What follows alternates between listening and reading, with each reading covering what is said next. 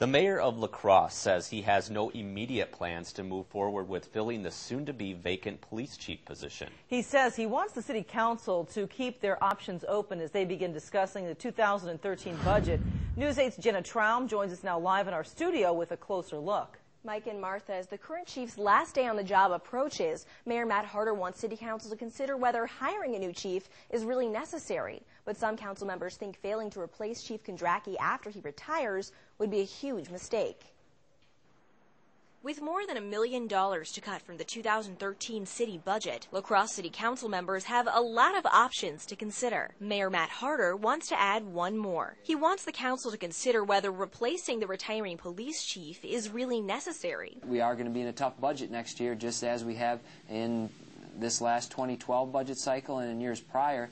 So simply moving forward with the way that we have done things in the past is not always the best thing for us to do without considering what types of changes might be made. He doesn't have a specific proposal in the works right now, but one of the options he's considering is cutting back on the number of top leadership positions in public safety. That means in the future, the police and fire departments could share management positions. Well, there is a very large number of high-level administrators in public safety. If we are able to restructure and cause more collaboration, that could provide for more effective and efficient management, as well as taxpayer savings. The mayor plans to bring the issue before the city's budget committee. Doug Happel is a member of that committee and a part of the Police and Fire Commission, and he says consolidating the leadership in those two departments would be a mistake. If I happen to have a heart problem, I don't want my dentist working on my heart.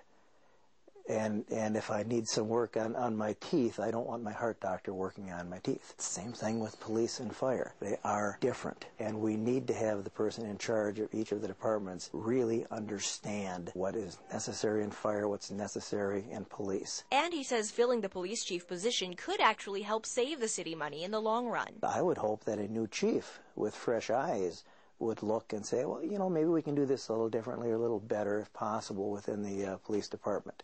But we do need, I believe, separate police and fire chiefs, and the risk to public safety of trying something that we're not sure of is not a risk that I think we should take. The current police chief, Ed Kondracki, plans to retire at the end of April. Thanks, Jenna. The mayor will open up discussion on the issue at a city budget committee meeting on March 1st.